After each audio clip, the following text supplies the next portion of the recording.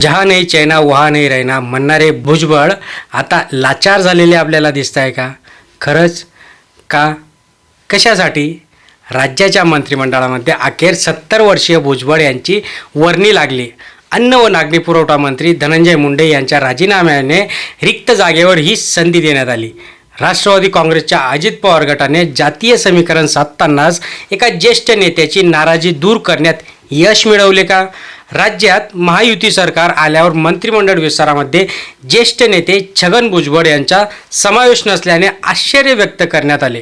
त्यावेळी भुजबळ यांनी देखील जाहीरपणे समाजमाध्यमांमध्ये नाराजी व्यक्त केली. काही विश्लेषकांच्या मते ते भाजपच्या जवळ जात असल्याचा संबंध देखील जोडला गेला.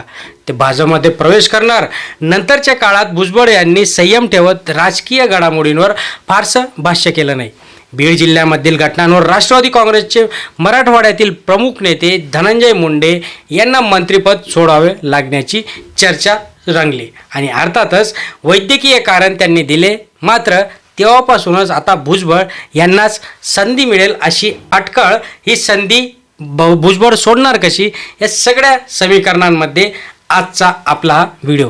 नमस्कार, मी सचिन परेख तुमचं स्वागत करतो. मित्रांनो, अजून आपल्या चॅनलला सबस्क्राईब केलं नसेल सबस्क्राईब करा, जास्तीत जास्त लाईक करा, शेअर करा, म्हणजे असेच महत्त्वपूर्ण अपडेट माहिती तुमच्यापर्यंत आपण पोहोचवत असणार आहे. फक्त तुमच्या लाईकची आणि सबस्क्राईबची गरज आहे, म्हणजे महत्त्वपूर्ण अपडेट तुम्हाला देत असणार आहे. आता या सगळ्या घडामोडींमध्ये राजकीय नेते किंवा पक्षाचे प्रवक्ते कितीही एकतेच्या गप्पा मारत असतील तर जातीय गणित जुळवल्याशिवाय निवडणुकीमध्ये यश मिळत नाही, हे स्पष्ट आहे. आता धनंजय मुंडे इतर मागासवर्गीय समाजाचे म्हणजेच ओबीसी समाजाचे प्रतिनिधित्व करतात. ते बीड जिल्ह्यातील प्रभावी अशी वंजारी समाजाचं नेतृत्व करत असतात. आता या जिल्ह्यामध्ये वंजारी विरुद्ध मराठा असंच राजकारण मोठ्या प्रमाणामध्ये चालत असतं. आता तर आरक्षणाच्या मुद्द्यावर ते आणखी टोकदार झाल्याचं आपल्याला इथे 2024च्या लोकसभा निवडणुकीनंतर दिसून आलं. लोकसभेला उघडपणे मराठा विरुद्ध वंजारी अशी दुपडी निर्माण झाली असताना त्यावेळी शरद पवार गटाचे बजरंग सोनवणे विरुद्ध भाजपच्या पंकजा मुंडे यांच्यात अटीतटी झाली. त्यात सोनवणे यांनी बाजी मारली. पुढे विधानसभेला महायुतीने जातीय समीकरण दुरुस्त करत यश मिळवलं. आता धनंजय यांच्या राजीनाम्याने रिक्त जागेंवर भुजबळ यांच्यासारख्या देश पातळीवर ओबीसीचा नेता अशी ओळख असलेल्या एकमेव नेता म्हणजेच छगन भुजबळ. महात्मा फुले समता परिषदेच्या माध्यमातून त्यांनी व्यापक संघटना आजपर्यंत उभी केली आणि त्याचा लाभ राष्ट्रवादी काँग्रेसला आतापर्यंत मिळत आलेला आहे. राज्यामध्ये जवळपास 40 ते 46% जास्त ओबीसी आहेत. हा भारतीय जनता पक्षाचाही पाठीराखा मानला जातो. अशा वेळी भुजबळ यांची नाराजी महायुतीला परवडणारी नव्हती आणि म्हणूनच मंत्रिमंडळात या छोटेखानी विस्तारात त्यांना संधी द्यावीच लागली. स्थानिक स्वराज्य संस्थांच्या निवडणुका येत्या 4 महिन्यामध्ये आहेत. यामध्ये महापालिकांपासून ते नगरपंचायतीच्या नगरपंचायती असो ग्रामपंचायती असो सगळ्यांच्या इथे निवडणुका असणार आहे. विधानसभेला प्रचंड बहुमत मिळाल्याने महायुतीमध्ये च्या दृष्टीने आता ही अडचण असणार जर आपण यांना घेतलं नाही.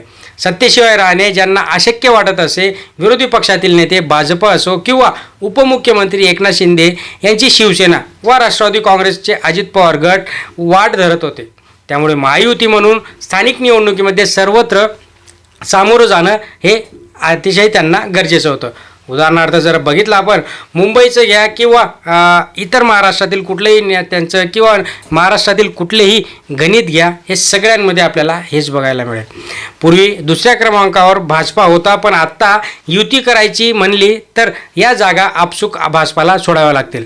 मात्र हा पक्ष त्या मनस्थितीत दिसत नाही आहे. अशावेळी मैत्रीपूर्ण लढती अटळ असतात. पुण्यामध्ये भाजप 100वर नगरसेवक आहेत. तेथेही युती करणे भाजपाला शक्य नाही. पुण्यात अजित पवार गटाची ताकद अतिशय आहे. अशावेळी ही जागा वाटप करणं कठीण असतं.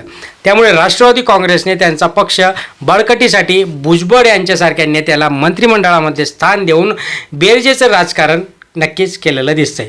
नाशिकसारख्या महत्त्वाच्या महापालिका पक्षाला फायदा होईल याचखेरीज जिल्हा परिषद तसेच पंचायत समितीच्या निवडणुकीत देखील भुजबळ यांच्या निवडीने एक संदेश दिला जाईल. म्हणजे जातीय राजकारण झालंच तर जे काही ओबीसीचं मत आहे ते आपसुकच महायुतीला येईल.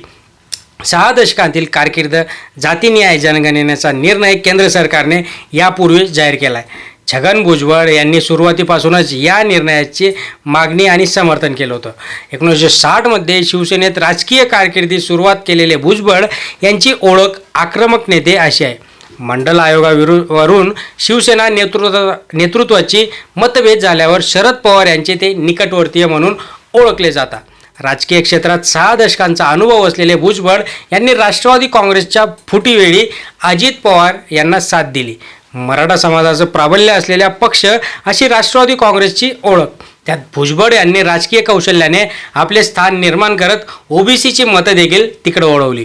भुजबळ राज्यामध्ये 1991 पासून सातत्याने मंत्रिमंडळात आहेत. अशा वेळी फडणवीस यांचे सरकार डिसेंबरमध्ये आरूढ झाल्यावर भुजबळ यांना मात्र त्यामध्ये स्थान देण्यात आलं आहे आणि तिथूनच सुरू झाली होती जहा नाही चैना वहा नाही रहना.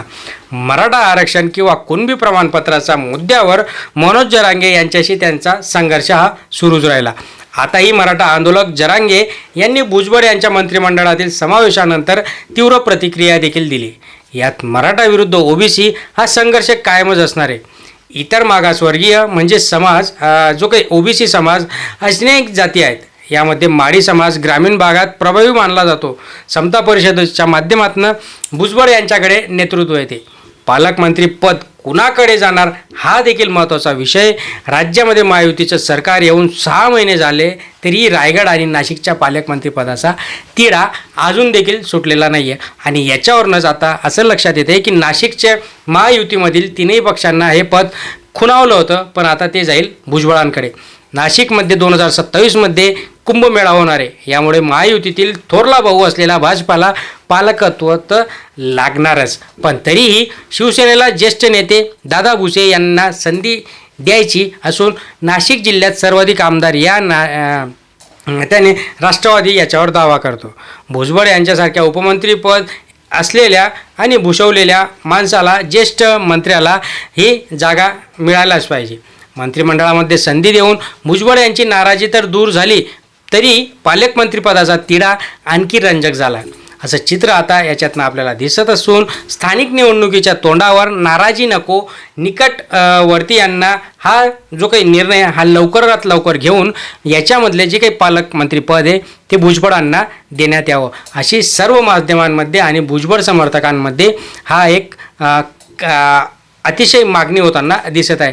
म्हणजे आता महायुतीतील जे महत्त्वाचं म्हणजे भाजपाने सगळं समीकरण बघता जे काही निवडणुका येणार आहेत, आता ग्रामपंचायत असो, नगरपालिका असो, जिल्हा परिषदेच्या निवडणुका बघता नाशिकसारखा जिल्हा आणि ओबीसी विरुद्ध मराठा हे जे काही मराठा आंदोलक मनोज जरांगे हे तर फडणवीसांच्या विरुद्धच असतात आणि म्हणून आता त्यांच्याच विरुद्ध छगन भुजबळ यांना अधिक ताकद महायुतीने दिलेली आपल्याला दिसते. तुमच्या काय प्रतिक्रिया आहेत त्याच्यावर खाली कमेंट बॉक्समध्ये नक्की कळवा. चॅनलला सबस्क्राईब करा, लाईक करा, शेअर करा. धन्यवाद.